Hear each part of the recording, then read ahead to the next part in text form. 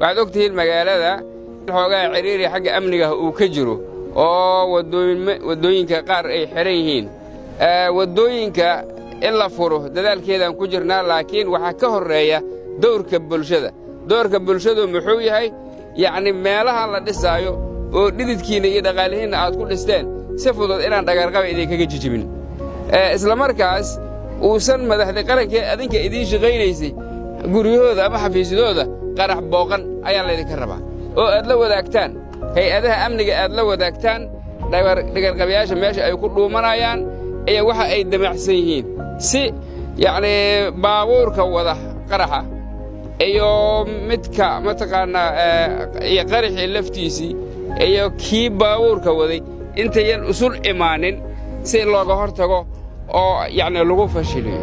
haddayse saddexdaasi isu soo helaan bulshadan waa baaba'day ogaada marka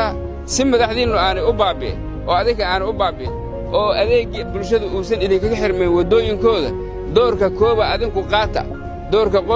yacni degmo walba hadday aaggeeda koontaroolato yacni waxaasoo dhan waa laga bogsoonayaa wadda xidhan ma jiri doonto wadda nadiifa iyo magaalo qurux badan ayaan mataqaanaa baashaalaynaa dhammaanteen